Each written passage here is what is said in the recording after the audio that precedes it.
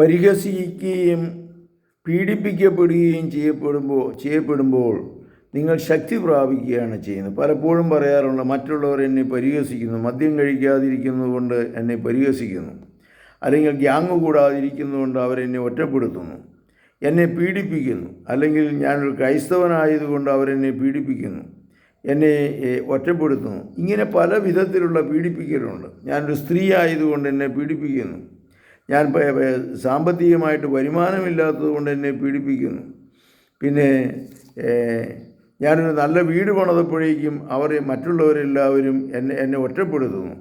ഇങ്ങനെയുള്ള തരത്തിലൂടെ നമ്മൾ പീഡിപ്പിക്കപ്പെടുകയും പരിഹസിക്കപ്പെടുകയും ചെയ്യുന്ന സാഹചര്യങ്ങളുണ്ടാവാം. ഇങ്ങനെയുള്ള സാഹചര്യത്തിൽ നമ്മൾ ചിന്തിക്കേണ്ടതിലുള്ളൂ, ഇതൊക്കെ താൽക്കാലികമാണ്, ഇതങ്ങ് പൊക്കോളും. എനിക്ക് മറ്റുള്ളവരെന്നെ പീഡിപ്പിക്കുമ്പോൾ ഞാൻ ശക്തി പ്രാപിക്കും, ദൈവത്തിൽ ഞാൻ കൂടുതൽ ആശ്രയിക്കും, ഞാൻ ശക്തി പ്രാപിക്കും, എൻ്റെ മനക്കരുത്ത് തന്നെ കൂടിക്കിട്ടും. അപ്പോൾ ഈ ഒരു ചിന്ത നമ്മൾക്കുടെ മനസ്സിലുണ്ടാകണം. അതിന് സരസമായിട്ട് ശാന്തമായിട്ട് അതിനെ അങ്ങ് അഭിമുഖീകരിക്കണം. പരിഹസിക്കപ്പെടുക, പീഡിപ്പിക്കപ്പെടുക എന്നുള്ള ജീവിതത്തിൻ്റെ ഭാഗമാണ്. എല്ലാവരുടെയും ജീവിതത്തിൽ ഇതുണ്ടാകും.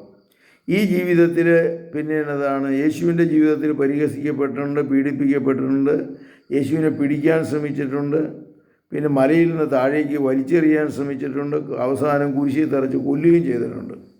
പക്ഷേ ഇതൊക്കെ ഈ പീഡനങ്ങളുടെ മധ്യത്തിലും യേശു ശാന്തമായി അതിനെ അഭിമുഖീകരിച്ചുകൊണ്ട് പിതാവിൽ നിന്ന് ശക്തി സംഭരിച്ചുകൊണ്ട് മുന്നോട്ട് പോവുകയാണ് ചെയ്തത്. പിതാവ് ഇവർ ചെയ്യുന്നത് എന്താണെന്ന് ഇവർക്ക് അറിഞ്ഞുകൂടാ, ഇവരോട് ക്ഷമിക്കണമേ എന്നാണ് യേശുനാഥൻ പ്രാർത്ഥിച്ചത്. അപ്പോൾ നമ്മളെ പരിഹസിക്കുന്നവരോടും പീഡിപ്പിക്കുന്നവരോടും നമുക്കുണ്ടായിരിക്കേണ്ട നിലപാടുകളും ഇതുതന്നെയാണ്. നമ്മുടെ ജീവിതത്തിൽ അസ്വസ്ഥതകളും ദുഃഖങ്ങളും ഉണ്ടാകുമ്പോൾ ശാന്തമായിട്ട് അതിനെ അഭിമുഖീകരിക്കുവാനുള്ള മനക്കരുത്ത് നമുക്ക് ഉണ്ടാകാൻ വേണ്ടിയിട്ട് പ്രാർത്ഥിക്കാം.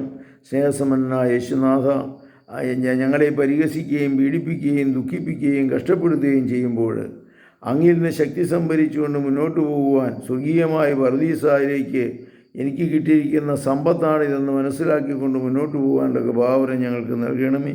നമ്മുടെ കർത്താവ് യേശു മിശിഹായുടെ കൃപയും പിതാവായ ദൈവത്തിൻ്റെ സ്നേഹവും പരിശുദ്ധാത്മാവിൻ്റെ സംസർഗവും നിങ്ങളോടുകൂടെ ഉണ്ടായിരിക്കട്ടെ, ഇപ്പോഴും എപ്പോഴും എന്നേക്കും. ആമേൻ. യേശു മിശിഹായ്ക്കും സ്തുതിയായിരിക്കട്ടെ.